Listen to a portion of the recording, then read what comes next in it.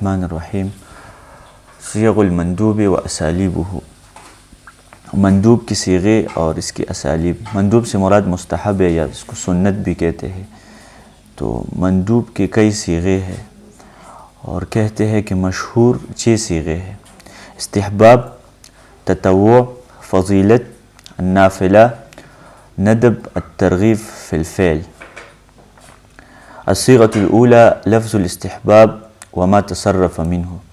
استحباب کا لفظ آ جائے یا جو اس کے مشتقات ہے، کیونکہ استحباب تو مصدر ہے نا، اس کے مشتقات مثلا فعل ماضی آتا ہے، فعل مضارع وغیرہ.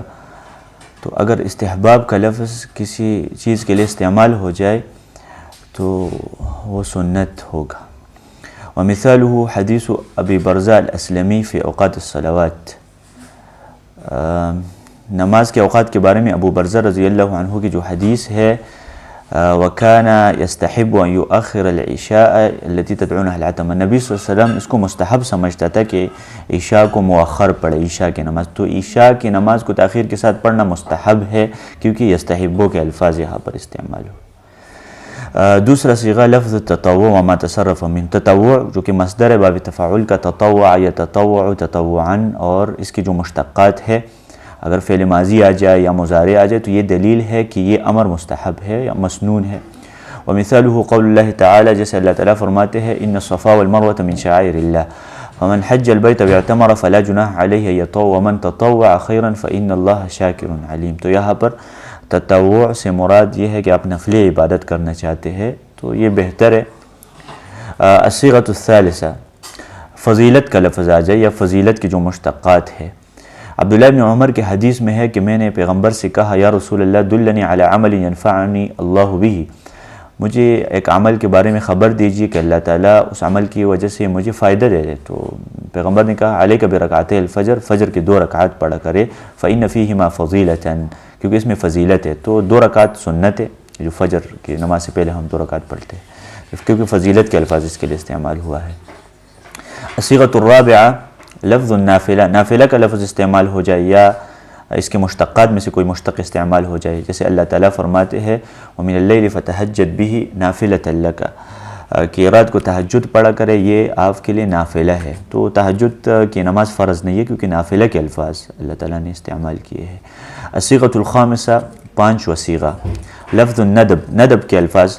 ندب کا مطلب اصل میں دعوت ہوتا ہے نا کسی چیز کی طرف. جب آپ کسی کو انوائٹ کرتے ہیں اس کو ندب کہا جاتا ہے. جیسے شاعر کہتے ہیں لا يسألون اخاهم حين يندبهم في النائبات على ما قال برهانا، کہ وہ شخص اتنا بہادر ہے، وہ لوگ اتنے بہادر ہے کہ جب ان کو دعوت دی جائے جنگ کی طرف تو پھر وہ ڈائریکٹ جنگ کی طرف جاتے ہیں، کسی سے یہ نہیں کہتے کہ دلیل کیا ہے آپ کے پاس.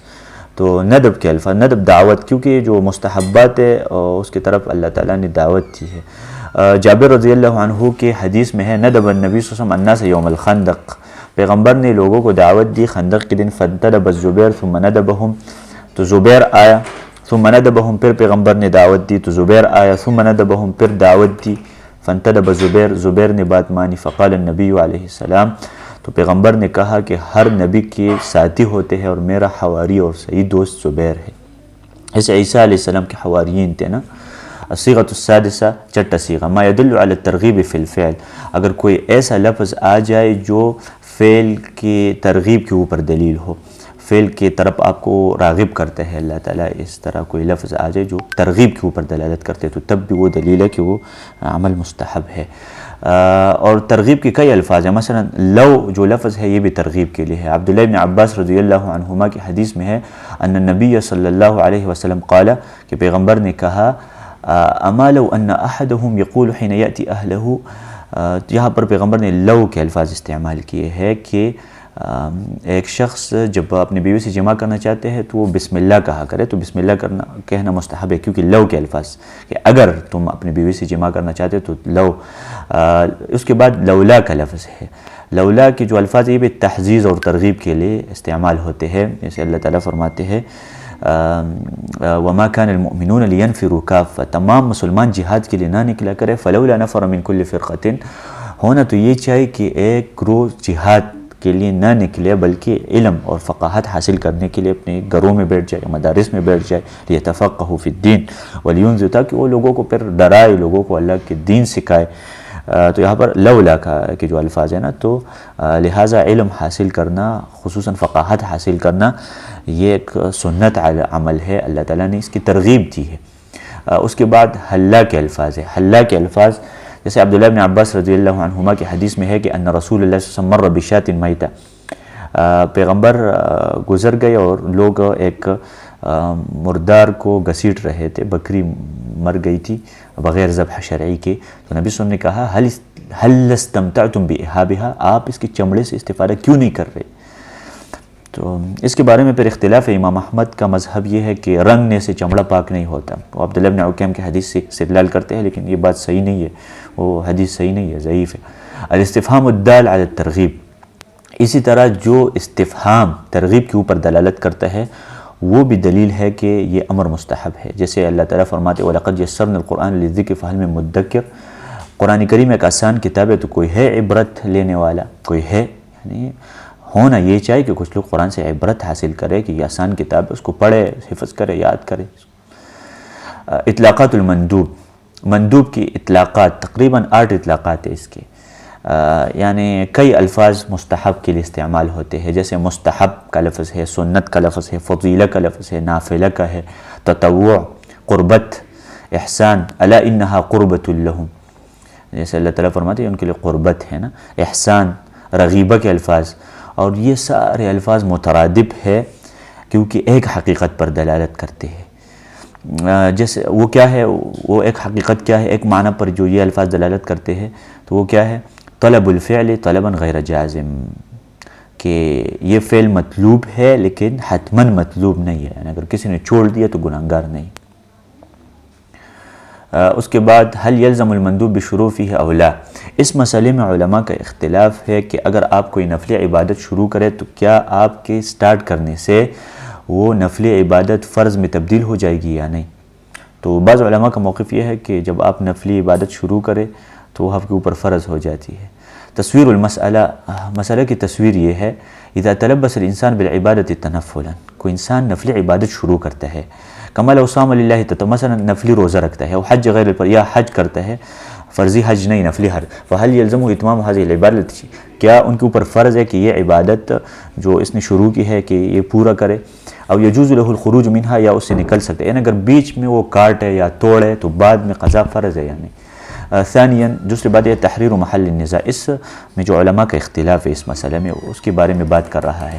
اتفق العلماء على ان من شرع في الحج والعمرہ متنفل فلا يحل له والفرون من عهدتهما، پہلی بات یہ ہے کہ علماء کا اختلاف ہے حج اور عمرہ کے حوالے سے، کہ اگر کوئی شخص نفلی حج کرتا ہے یا نفلی عمرہ کرتا ہے تو اس کے لیے جائز نہیں ہے کہ وہ نکلے اس سے اور بیچ میں توڑے، بلکہ پورا کرنا فرض ہے۔ حج اور عمرے میں کوئی اختلاف نہیں ہے، سب علماء کا اتفاق ہے کہ اس کو پورا کرنا فرض ہے، اگر کہ وہ نفلی کیوں نہیں ہے۔ امام نووی کہتے ہیں وَيَلْزَمُ مَنْ أَفْسَدَ حَجًّا وَعُمْرَةً أَنْ يَمْضِيَ فِي فَاسِدِهِمَا، ونقل اصحابنا اتفاق العلماء على هذا، کہ جو اپنے حج کو توڑتا ہے، جو نفلی حج ہے یا عمرے کو توڑتا ہے تو بعد میں قضا ضروری ہے، اور ہمارے شوافع نے اس پر اتفاق ذکر کیا علماء کا۔ اما بقیت النوافل فقد اختلف، باقی نوافل جیسے نماز وغیرہ اس میں علماء کا اختلاف ہے۔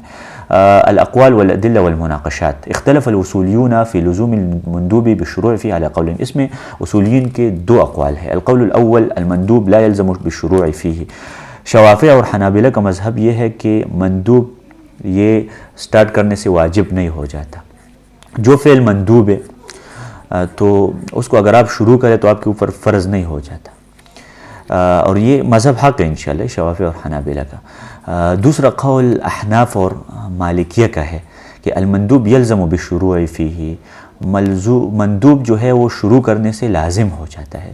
دلیل القول الاول عدم لزوم المندوب، پہلے علماء جو ہے ان کا یہ قول اور اس کی دلیل عائشہ رضی اللہ تعالی عنہ کی حدیث ہے، دخل علی نبی صلی اللہ علیہ وسلم، کہ پیغمبر ایک دن میرے پاس تشریف لائے، فقال هل عندکم شیء، تو پیغمبر نے کہا کوئی چیز ہے تمہارے پاس کھانے کے لیے؟ ہم نے کہا کوئی چیز نہیں ہے، تو نبی صلی اللہ علیہ وسلم نے کہا کہ پھر میں روزہ رکھتا ہوں۔ پھر ایک اور دن ہمارے پاس تشریف لائے تو کہنے لگے تو میں نے کہا یا رسول اللہ اہدی لنا حیث، ہمارے گھر میں کچھ حلوہ ہے، لوگوں نے گفٹ کیا ہے. فقال ارینی، ہاں دکھائے. فلقد اصبحت صائما فاکلا، میں نے تو روزہ رکھا ہے لیکن پھر بھی پیغمبر نے کھایا. تو دیکھیں نبی صلی اللہ علیہ وسلم نے نفلی روزہ توڑا.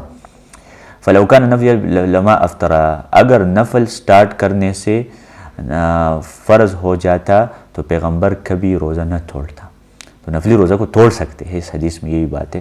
تو نفل اگر واجب ہو جاتا تو پھر نبی صلی اللہ علیہ وسلم یہ نہ کرتے. دوسری دلیل یہ ہے، نبی صلی اللہ علیہ وسلم نے ہانی سے کہا تھا لما ارادت الفطر لتشرب شرابا ناولها، ہانی نے روزہ رکھا تھا تو نبی صلی اللہ علیہ وسلم نے ان سے کہا کہ ان کان تطوعا فان شئت فاقضیہ، اگر یہ روزہ نفلی ہے تو آپ کی مرضی ہے بعد میں قضا لانا، آپ کی مرضی ہے. وان شئت فلا تقضیہ، اگر مرضی ہے تو قضا نہ دے. تو دیکھیں اگر یہ سٹارٹ کرنے سے کوئی عبادت فرضی ہو جاتی تو بعد میں قضا تو پھر ضروری ہے. فلو کان المندوب یلزم بالشروع فی الزم النبی صلی اللہ علیہ وسلم، تو پیغمبر ان کو یہ ان کے اوپر واجب کیوں نہیں کیا کہ آپ قضا لائے دوبارہ. الدلیل الثالث، تیسری دلیل، ان الانسان مخیر فی فعل النفل ابتداء، انسان ابتدائی طور پر نفل کے ادا کرنے میں مخیر ہوتا ہے. وعلیہ فإنه لو شرع فی النفل فإن هذا التخییر يمتد معه إلى انتهائه، تو جو اختیار ان کو دیا گیا ہے نا، یہ اختیار تو جاری رہتا ہے نا، اینڈ تک جاری رہتا ہے. اگر سٹارٹ میں ایک شخص مختار ہے کہ وہ کوئی عمل کرے یا نہ کرے، جیسے میری مرضی ہے کہ اشراق کی نماز پڑھو یا نہ پڑھو، تو اس کو شروع کرنے کے بعد بھی میری مرضی ہے کہ اس کا قضا لاؤ یا نہ لاؤ. فیجوز له ترک فی ای وقت. دوسرے قول کے دلائل یہ ہے، اللہ تعالیٰ فرماتے ہیں وَلَا تُبْتِلُوا أَعْمَالَكُمْ، کہ اپنے اعمال کو ضائع نہ کر دو. تو نفلی عمل بھی ایک عمل ہے. فَمَنْ تَرَكَ إِتْمَامَ مَا قَدْ شَرَعَ فَهُوَ مُبْطِلٌ لِعَمَلِهِ، تو کہتے ہیں کہ جو مندوب کو سٹارٹ کرتا ہے، نفلی عبادت شروع کرتا ہے اور بیچ میں وہ توڑتا ہے تو اپنے عمل کو ضائع کرتا ہے، اور اللہ نے اپنے عمل کو باطل کرنے اور فاسد کرنے سے منع کیا ہے. نوقش من وجہین، اور پھر جو باقی علماء ہیں انہوں نے اس دلیل کے دو جواب دی ہے. لا نسلم ان المراد بالنهي هنا النهي الدال على طلب ترک الفعل بل مراد به النهي عن الرياء. یہاں پر اللہ تعالیٰ نے ریاکاری سے منع کیا ہے، نہ کہ عمل ترک کرنے سے منع کیا ہے، کیونکہ جو عمل سنت ہوتا ہے اس کو آپ ترک کر سکتے. یہاں پر اللہ ریاکاری سے منع کرتا ہے یا مرتد ہونے سے منع کرتا ہے کہ مرتد نہ بنو، التی تبطل عمل الانسان، کیونکہ مرتد ہونا یا ریاکاری انسان کا عمل ضائع کرتا ہے. دوسرا جواب ان المراد بالنہی ہونا نہی تنزیہ، یہاں پر نہی تحریم کے لیے نہیں ہے، تنزیہ کے لیے ہے تاکہ سارے دلائل کو ہم جمع کر دیں. دوسری دلیل جو علماء کہتے ہیں کہ نفل سٹارٹ کرنے سے واجب ہو جاتا ہے، تو اعرابی کی حدیث ہے. ایک اعرابی نے نبی صلی اللہ علیہ وسلم سے کہا کہ کیا میرے اوپر اور نماز فرض ہے؟ تو نبی صلی اللہ علیہ وسلم نے کہا لا الا ان تطوع، نہیں مگر اگر آپ نفل پڑھنا چاہے. ومعنى ذلك، اور اس کا مطلب یہ ہے انه يلزمك التطوع ان تطوعت، اگر آپ نفلی عبادت شروع کرے، یعنی اس حدیث کا مطلب یہ ہے کہ اگر آپ نفلی عبادت شروع کرے تو پھر آپ کے اوپر فرض ہے کہ اس کو پورا کر دے. علماء نے اس کا جواب دیا ہے کہ الا ان تطوع یہ منقطع استثناء ہے، اور کیونکہ نبی صلی اللہ علیہ وسلم نے اپنے روزے کو توڑا تھا بیچ میں، تو الا ان تطوع یہاں پر جو حل علیہ غیرہا مستثنی منہ ہے وہ فرض ہے، فرض نمازوں کے بعد ہو رہی ہے. اور جب مستثنی اور مستثنی منہ کا جنس ایک نہ ہونا تو وہ مستثنی منقطع ہوتا ہے. جیسے آپ کہتے ہیں جاء القوم الا حمارا، یہاں پر قوم اور حمار کا جنس مختلف ہے، مستثنی اور مستثنی منہ کا. تو جب جنس مختلف ہو جائے تو پھر اس کو مستثنی منقطع کہا جاتا ہے. تو یہاں پر بھی حل علیہ غیرہا سے مراد فرض نماز ہے، الا ان تطوع یہ مستثنی منقطع ہے، تو یہاں نفلی عبادت مراد ہے، وہ علیہ غیرہا فرضی مراد ہے. تیسری دلیل ان علماء کا یہ ہے کہ یہ علماء کہتے ہیں کہ جیسے حج کو پورا کرنا فرض ہے تو بقیہ نوافل کو ہم حج کے اوپر قیاس کرتے ہیں. تو